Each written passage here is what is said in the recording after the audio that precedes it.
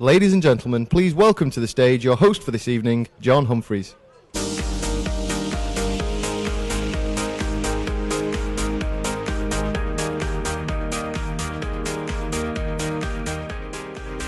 Thank you very much. By the way, if you don't already know, and I'm sure you do, England won, France, guess, 2. Oh, I'm a Welshman. And thank you for the introduction. You'll note he said today and mastermind, and I'm always ever so pleased when people mention mastermind because I didn't really expect to end my career such as it's been doing a quiz show, rather undignified, I thought, but it is a more upmarket version. I did say when they asked me originally to do it, they emailed me and said, would you do Mastermind? I said, no, of course not. They emailed me again, and I said, no, of course not. And after about the 4th one, they rang me up and said, why won't you present Mastermind? And I said, oh, present? I thought you meant sit in that black chair and answer questions. And nothing would get me to do that, so I did. And it's been the best thing I've ever done. And I'll tell you why. It's because for all the years I've been presenting the debate program, 25 years, most of it, at least the important bit, spent, obviously, asking questions of politicians. Now, doing Mastermind, I'm asking questions of people who want to answer them. And it's very, very refreshing. Though, admittedly, you get some slightly bizarre answers, especially when we do this thing that we do at Christmas and New Year. I've just been recording a new series of it called Celebrity Mastermind, and I think it's probably fair, without being too unkind, to say that those people who appear on it are there more for their celebrity than for their master minds, if you see what I mean. And we have, I'll test you, if I may, just very quickly with one or two of the questions. We had one in particular that sticks in my mind, rather wonderful. I think he was a soap opera star, and not possibly the brightest coin in the mint, and we gave him a nice, easy run with his general knowledge questions, the first of which was as follows. So, are you ready? Here it is. What breakfast cereal do you associate with prison? God, what a relief, yes. Porridge. What did he say? Cheerios. It could have been inspired if he'd meant it, couldn't it? You know, a bit of brilliant, ironic commentary on our penal system, but actually I think he was just thick. Anyway, all right, you laugh. I'm going to test you on just a few more, very, very quickly, all right? This was not a soap opera star. This was a politician. Politicians actually do appear, for reasons God alone knows why, on Celebrity Mastermind. We had David Blunkett on the other day, and he chose Harry Potter as his favourite subject and got them all wrong, came last. This chap, I'll give you his name at the end of it, answered a series of questions, and I'll try you on 3 of them. Slightly more difficult, admittedly, than the last one. First of all, who succeeded Henry VIII? Somebody say Edward VI? Yeah, absolutely. Edward VI is correct. Not, as he offered, who succeeded Henry VIII, Henry VII. What was the name of the prison that they stormed in Paris in the Revolution in 1789? The Bastille. Very good. Not Versailles, was it? That's what he thought. And a lady with the name of Marie discovered radiation. Curie? You all say Curie? Not, as he suggested, Antoinette. And the point of this is that his name... Well, I'll tell you what his job was. His name was David Lammy. His job was Minister of State for Higher Education. And so you wonder why they come on. Mostly I do spend my time interviewing politicians. You get some slightly bizarre answers from them as well, unintentionally or intentionally, one's never quite sure. And over the years, I've done them, just about all of them, certainly every Prime Minister since about Gladstone, I think. Some with greater success, if that's the right word, than others. With Tony Blair, I think it's fair to say, 1 or 2 problems, by which I mean he went for 4 years of his reign without being interviewed by me at all. We fell out rather badly because of an interview I did with him after his first 4 years in power, and he was running for re-election, and I did the first interview with him, and it's always tricky when you're interviewing a prime minister at the start of a new election campaign, and they've been in office for so long, and, do you ask them about their record? Well, anyway, I decided that I would talk to him about sleaze. Do you remember how he came to power on the back of what he described as Tory sleaze?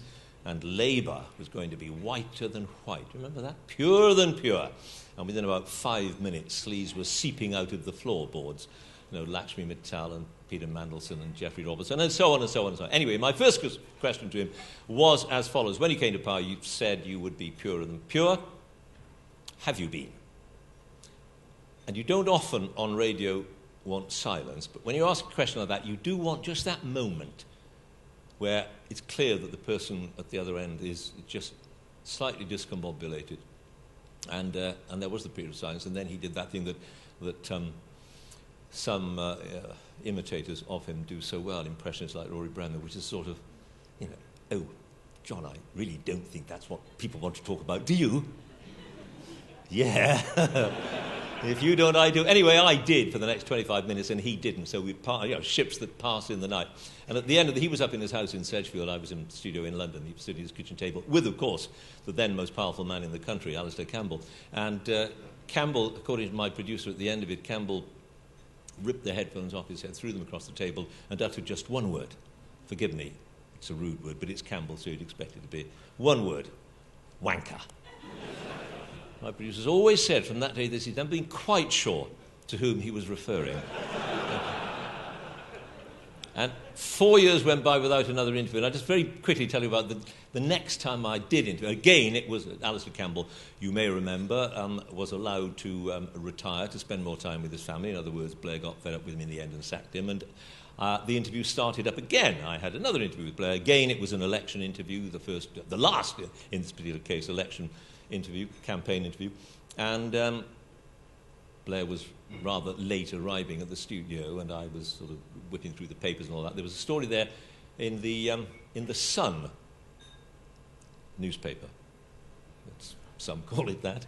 And it had blazoned across its front page a headline that said, "World exclusive, first ever interview with Tony and Cherie Blair together." My God, how exciting was this going to be? And of course it wasn't. It was deeply, deeply dull, except for the bit when they went out into the garden afterwards for the photographic session, and the photographer there, rather cheeky chappie called Arthur Edwards, got them to pose for the pictures. And he suggested, a nice sunny day, he suggested that Blair take his jacket off, which he did. He then suggested Blair take his shirt off, which he didn't.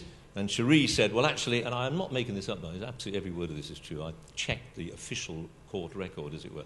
And Cherie said, well, why don't you, Tony? You should. And Arthur said, why should he, Cherie? And Cherie said, well, because he's fit.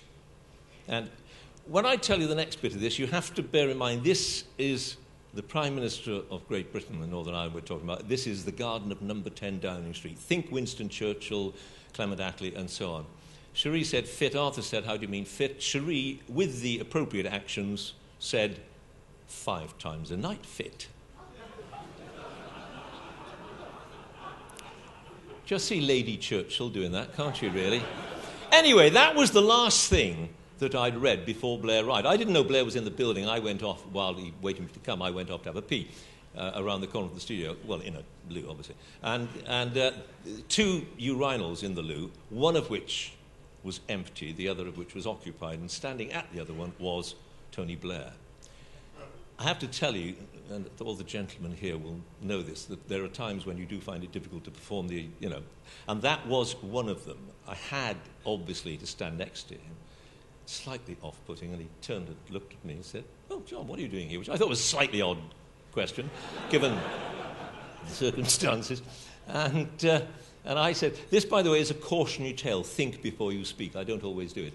And he said, how are you doing? I said, fine, I've just been reading about you. Oh, he said, the Cherie stuff. And then I said, yeah.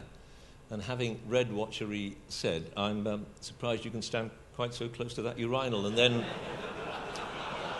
realised what I'd said. So I think a little more carefully about what I say. Well, sometimes I think a little bit more carefully about what I have to say.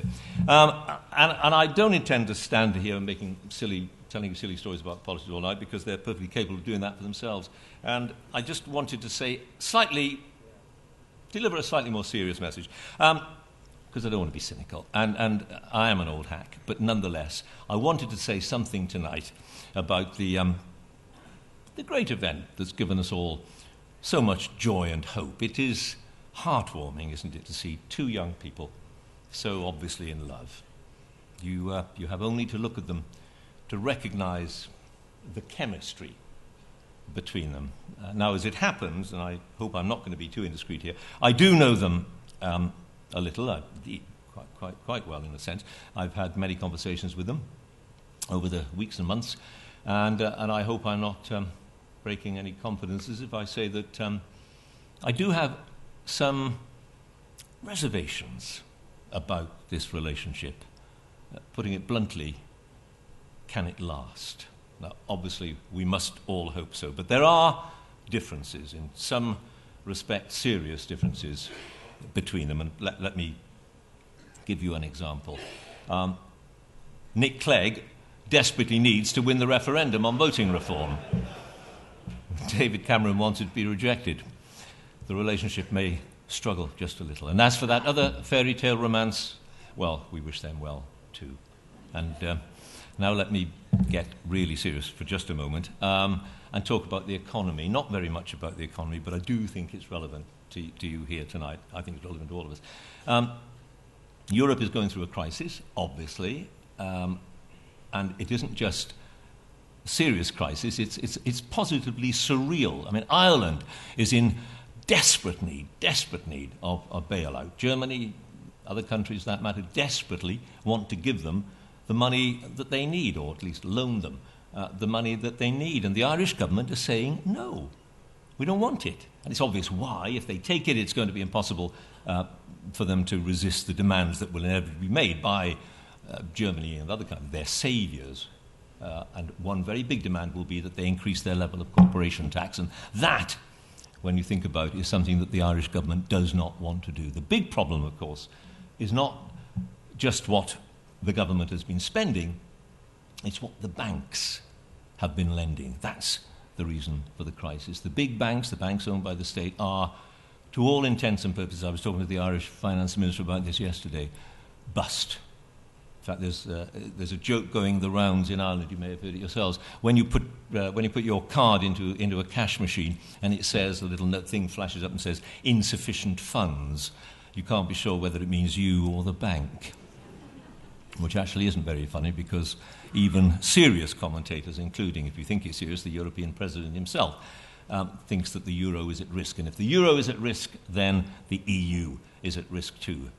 So, truly, the banks have a lot to answer for. Not just in Ireland, but here too. I think there are anyway, some bankers in this room tonight. But actually, and I say this not to curry favour particularly, but you are probably not the people who should be in the firing line. It's the gamblers who've got us into this mess. It's those incredibly clever people, so clever that even their bosses failed to understand the complexities of the deals and the derivatives and all the rest of it that they were putting together. In other words, they were taking risks that their bosses didn't understand themselves, that sometimes paid off, but often didn't. And when they didn't, they failed in a spectacular way, and we are all now paying the price. The people I think we should be worrying about the most in the midst of this crisis are you. Many of you in this room, small, medium-sized businesses, because the big question as the government cuts everything in sight is where the new growth is going to come from. It's fine to cut stuff, but we've got to have growth if we're going to create jobs. And the answer to that is from you, smaller, medium-sized businesses who create the jobs. More new jobs you people create than all the rest of the economy put together. And we forget that at our peril. And if you don't get the support that you need, then we all suffer. And that's why I think we should salute you, smaller and medium companies, this evening. Big companies, of course, important, but the small ones, it's on you that our, I was going to say survival, maybe that isn't too big a word, but our prosperity for a very long time is going to rest. So, strength to your elbow. And let me just say one word, because it's a Manchester Evening News event, about regional newspapers. I started on a regional paper myself. I think, although I work for the BBC, national broadcasting and all the rest of it, I think in many ways the most important bit of journalism in this country is done by regional newspapers, if they're proper papers and if they're doing their job properly.